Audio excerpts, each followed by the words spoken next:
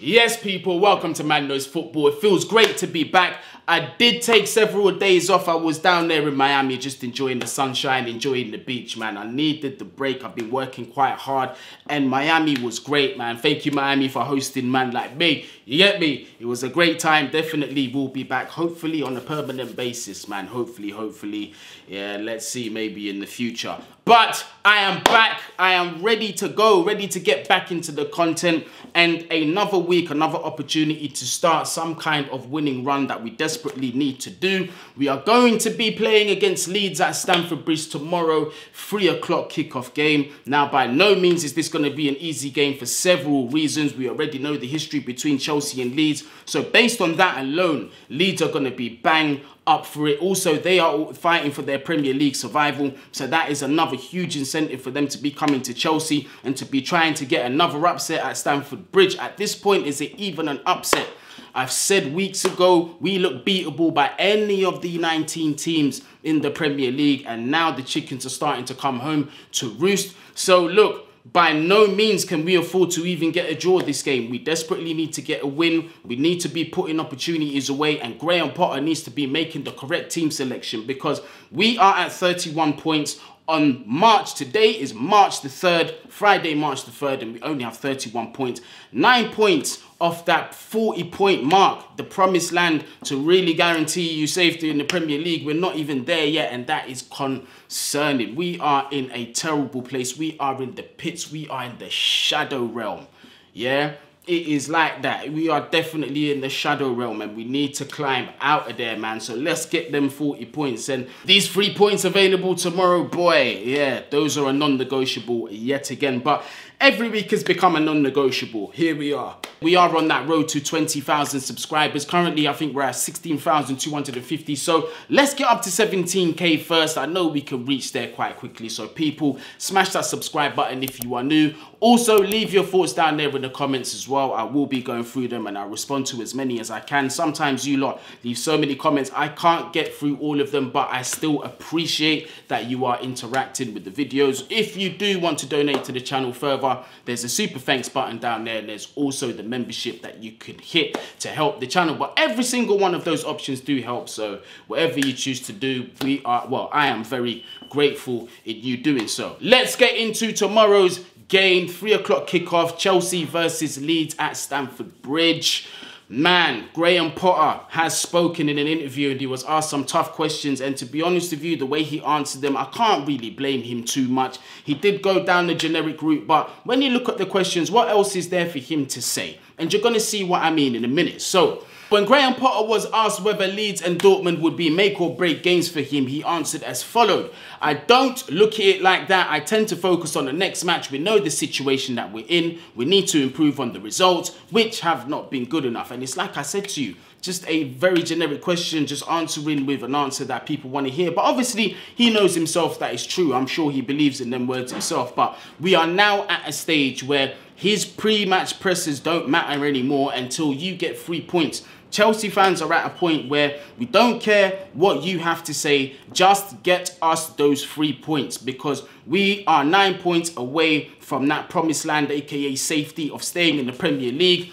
This is March the 3rd, Friday that I'm speaking this, concerning times. Premier League ends in May and we don't even look like we are safe. So we need them 3 points regardless. Another non-negotiable game. You must deliver, Graham Potter.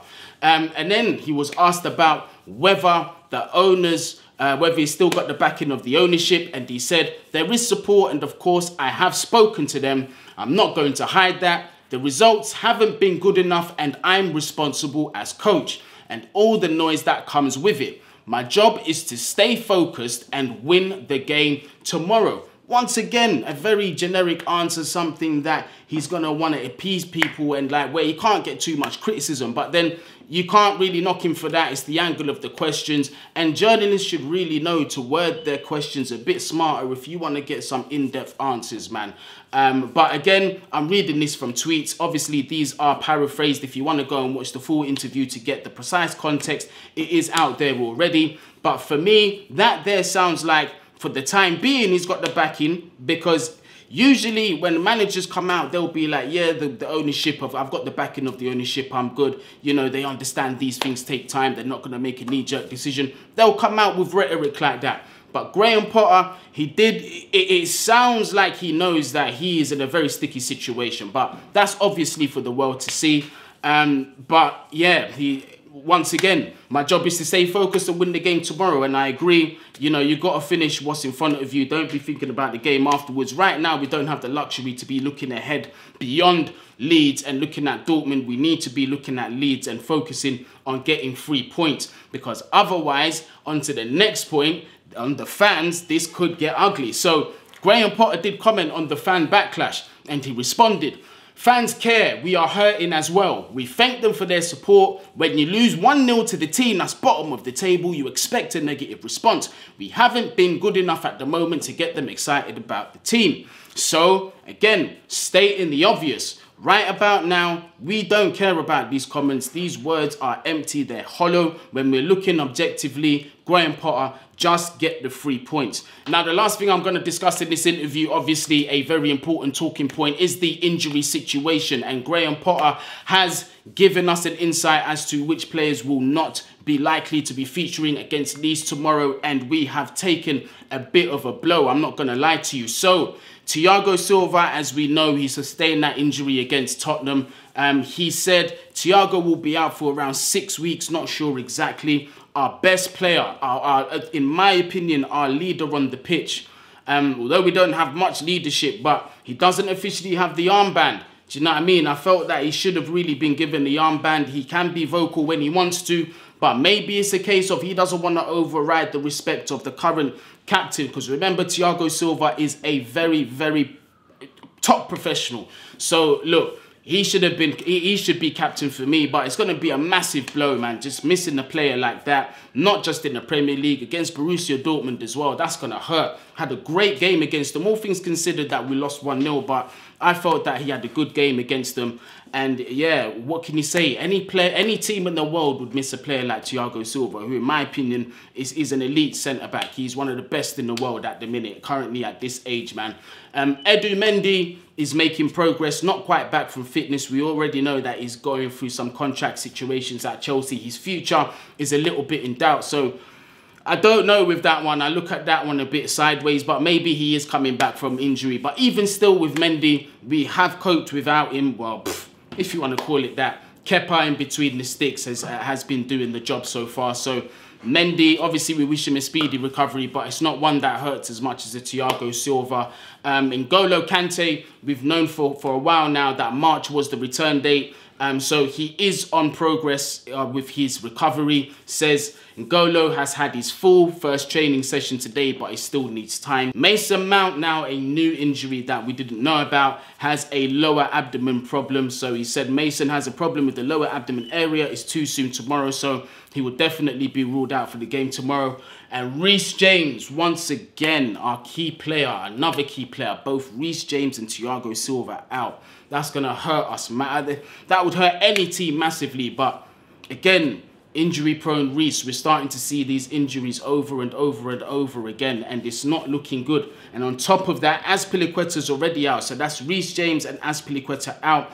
Two right-back options that we now can't use. However, we do have Trevor Chalobah that is able to step in. But it was only last week we were talking about the only two players that were out, N'Golo Kante and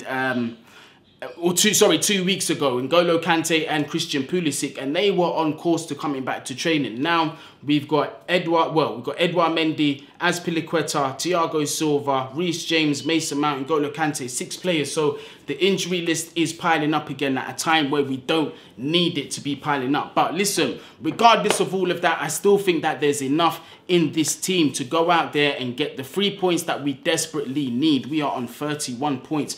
We are in danger of Aston Villa leapfrogging us and us dropping down to the bottom half of the Premier League table. It is a very real reality. Based on this injury news, my lineup for tomorrow would be as followed. Kepa in goal, Trevor Chalobah as right back, CHELEE and Wesley Fofana as centre backs.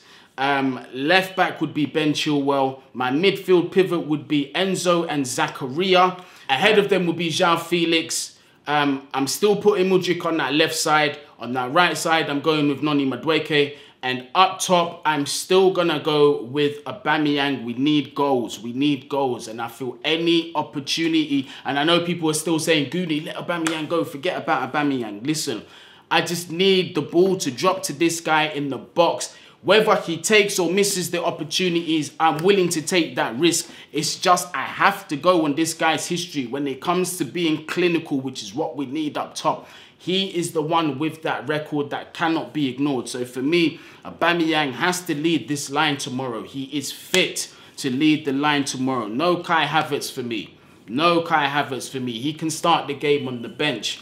But we desperately need to get the 3 points tomorrow. Yes, I am going with a 4-2-3-1. I did think about going with 3 in the midfield in terms of having Zakaria at the base, Enzo and perhaps Kovacic next to Enzo. I thought about that as well, and I might even go with that instead and perhaps have João Felix sit down on the bench and maybe influence the game a little later on, just to give us some insurance in that midfield. Because in the reverse fixture earlier in the season, yes, I know it was with Thomas Tuchel, but we got absolutely run ragged in that midfield. The one player that they don't have that absolutely battered us last time is Rodrigo. He will be out with an injury, so they do miss that. But they have threats in Somerville and Nonto as well. Nonto, who I think is very, very talented, and we've got to be on point with this guy. But defensively with that team, I think we should have enough. I've seen Trevor Chalobah have some solid performances at right back.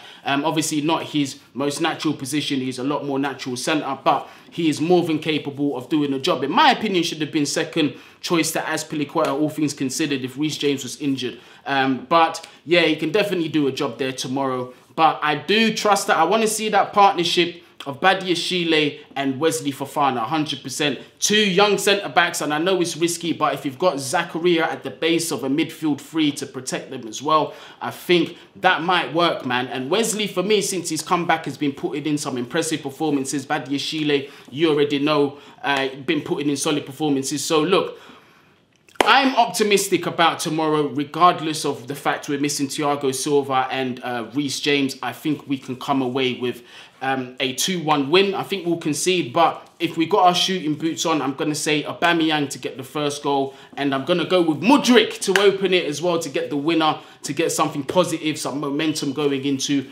Borussia Dortmund. But people, let me know how you lot are feeling tomorrow. Do you agree with my lineup selection? Are you worried about the injury list piling up as well? Because it's not looking good. Yeah, the other week, like I said, we had 2 players that were out but were coming back into the team, and all of a sudden now we have got 6. And people, do you think this game could be make or break for Graham Potter? Forget about Dortmund. If we lose, if we get humiliated tomorrow at Stamford Bridge and the fans get hostile, could it be a situation where Graham Potter is sacked? Will the fans force him out from Stamford Bridge? It would not be the first time. When the fans put pressure, they put their pressure on. Do you know what I mean? And the board will have to listen before things get even more ugly. But people, thank you very much for watching the video. Make sure you help us on our road to 20k. If you're new, smash that subscribe button. Give us a thumbs up as well. Leave your thoughts down there in the comments as well. Hopefully my 2-1 prediction happens. We can get some kind of 3 points, man, and not drop to the bottom half of the table. Yeah, somehow just start climbing our way up to a better position than being 10th. I'm tired of being 10th now, man. This double figure stuff is just depressing. But yeah, it is what it is, people. Up the Chelsea. Bless up.